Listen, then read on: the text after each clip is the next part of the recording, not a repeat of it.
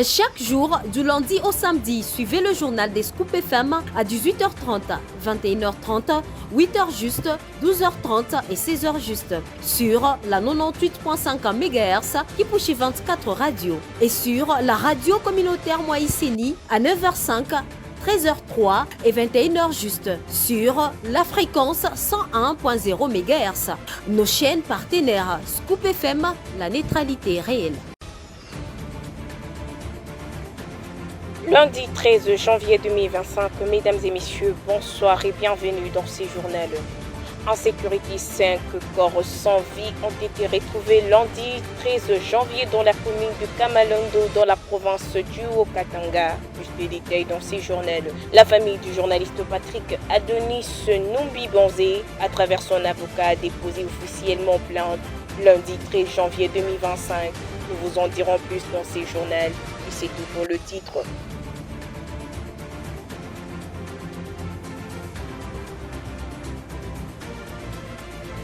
Comme annoncé dans les titres de ces journaux, 5 corps sans vie ont été retrouvés le matin de ce lundi 13 janvier dans la commune de Kamalondo et de Kampemba. La population sollicite l'implication des autorités pour la sécurisation. Plus de précisions dans ce reportage extérieur. La ville de Lubumbashi, en particulier les quartiers Bel Air et Kamalondo, se sont réveillés dans les fortes tensions dues à l'insécurité grandissante.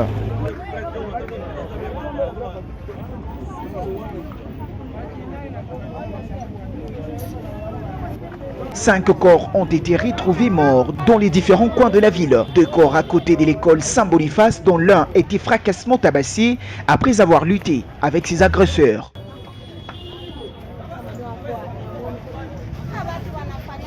On peut voir sur leur corps le coup de machette, situation qui déplore la population.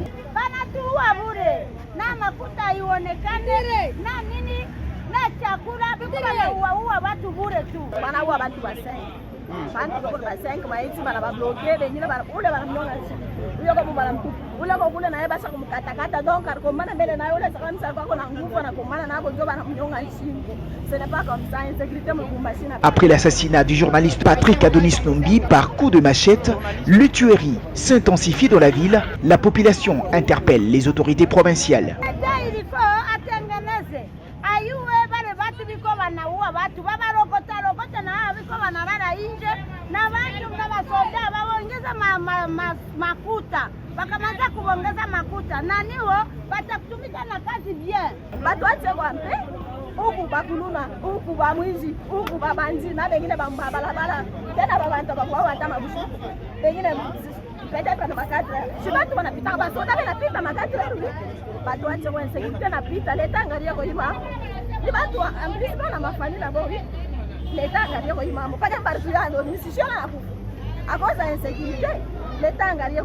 La famille du journaliste Patrick Adonis Numbi, à travers son avocat, Maître Patrick Mwipo, a déposé officiellement ce lundi 13 janvier 2025 au parquet de Lubumbashi une plainte pour le meurtre du journaliste assassiné à Lubumbashi. Suite à cela, l'enterrement prévu pour ce mardi 14 janvier a été reporté à une date ultérieure. Je vous prie à ces sujets de suivre tour à tour l'avocat et un des membres de la famille qui donne le motif de ces reports dans cette interview réalisée par Christelle Kong. Moi, c'est Maître Patrick Mwipo, avocat au barreau près la cour d'appel du Haut-Katanga.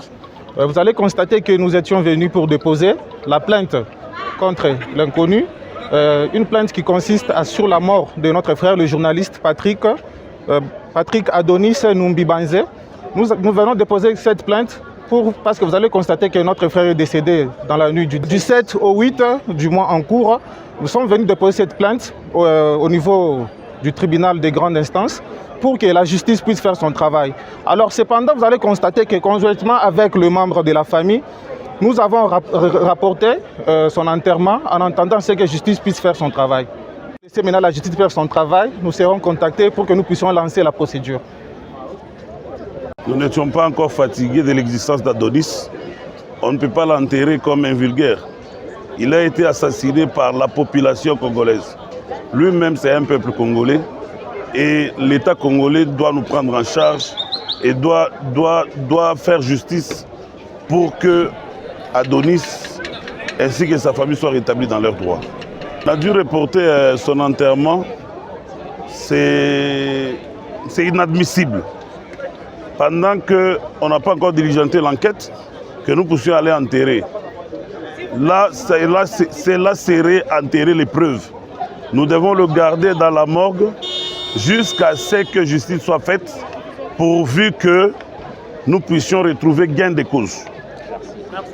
Identification des journalistes dans le Nord Kivu. L'Union nationale de la presse congolaise du Nord Kivu a, au cours d'un point de presse tenu le week-end dernier, annoncé le lancement d'un programme d'identification des journalistes professionnels et acteurs des médias pour cette province. Cette démarche vise à recenser toutes les personnes œuvrant dans le secteur de la presse. Cette dernière montre l'engagement de l'UPNC à défendre le droit et les intérêts du journaliste dans un environnement hostile. Plus de détails avec Nadège Kaboulé. Lancement d'un programme d'identification des journalistes professionnels et des acteurs de médias de la province du Nord Kivu, annonce faite au cours d'une conférence de presse, au cours de laquelle Valérie Mukoso-Sangenge, président de la commission discipline et éthique professionnelle de l'UNPC en section Nord Kivu, a souligné l'importance de cette initiative. Cette démarche vise à recenser toutes les personnes œuvrant dans le secteur de la presse, y compris les journalistes, le personnel technique et administratif, ainsi que les professionnels assimilés tels que les monteurs de son, les caméramens et les photographes. Cette identification des journalistes et des techniciens de médias a pour objectif principal de renforcer la régulation du secteur médiatique, d'assurer une meilleure reconnaissance des professionnels et de promouvoir l'éthique dans le journalisme. En effet, cette initiative fait suite à des recommandations émises par la hiérarchie nationale de l'UNPC visant à garantir que seuls les professionnels dûment qualifiés puissent exercer dans les domaines. Cette démarche a également pour but de protéger les journalistes en leur fournissant une légitimité officielle, ce qui est d'une importance capitale dans un contexte où la liberté de la presse est souvent menacée. En identifiant le professionnel, l'UNPC espère également faciliter l'accès à des informations continues et à des ressources nécessaires pour améliorer la qualité de l'information. Le lancement de ces programmes est un pas significatif vers la structuration du secteur de médias en République démocratique du Congo, particulièrement dans le Nord Kivu, une province où les défis liés à la liberté de la presse demeurent nombreux. Les responsables de l'UNPC invitent tous les acteurs concernés à participer activement à ces processus d'identification qui devraient débuter dans les semaines à venir. Cette initiative représente une avancée majeure pour la professionnalisation de médias en RDC et montre l'engagement de l'UNPC à défendre le droit et les intérêts des journalistes dans un environnement souvent hostile. Invité spécial du journal Afrique de TV5 Monde, Miguel Kachal-Kateb, directeur général de l'ARSP, a dressé un bilan mi-parcours de ces 2 premières années à la tête de l'ARSP. Il a salué l'engagement du président Félix Tshisekedi pour l'ouverture du pays aux investisseurs étrangers et pour l'inclusion des Congolais dans le développement de la chaîne des valeurs dans différents secteurs de l'économie en améliorant les climats des affaires. Le DG de l'ARSP a également dénoncé l'agression rwandaise qui entrave les activités des entrepreneurs congolais, notamment dans l'est du pays. Merci beaucoup, madame. Premièrement, je vais vous dire que le président Tshisekedi a déployé beaucoup des efforts diplomatiques pour ouvrir le pays, la RDC, au monde entier. Et pour votre information, le Congo est ouvert à tous les investisseurs. Donc aujourd'hui, nous n'avons pas que les Chinois en République démocratique du Congo. Nous avons tous les investisseurs. Je peux vous donner à titre illustratif, par exemple, la société Kiko, qui est la plus grande mine ou le plus grand producteur mondial du zinc aujourd'hui, du groupe Ivanhoe, c'est détenu par les Américains canadiens. Nous avons la société Kibali Gold du groupe Barrick, c'est une société canadien-sud-africain. Nous avons par exemple dans les télécommunications, parce que la sous-traitance ce n'est pas seulement les mines.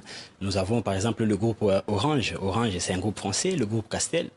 C'est français.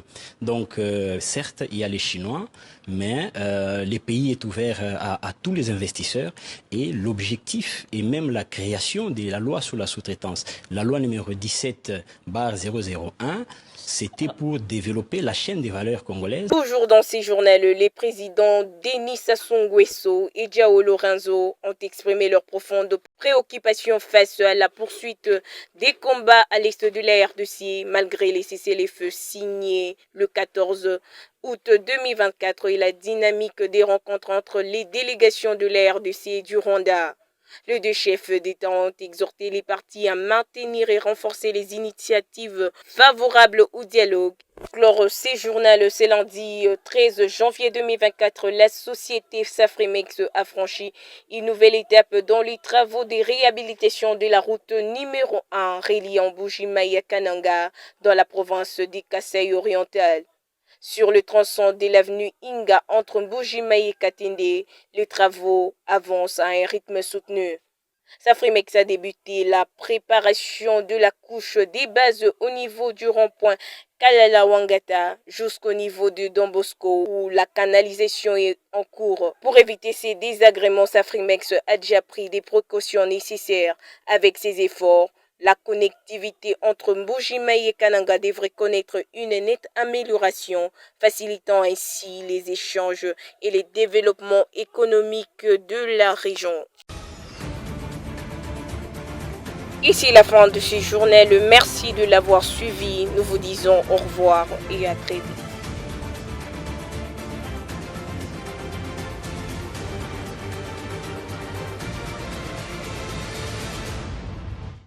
Chaque jour, du lundi au samedi, suivez le journal des Scoop FM à 18h30, 21h30, 8h juste, 12h30 et 16h juste sur la 98.5 MHz Kipushi 24 Radio et sur la radio communautaire Moïseni à 9h05, 13h03 et 21h juste sur la fréquence 101.0 MHz. Nos chaînes partenaires Scoop FM, la neutralité réelle.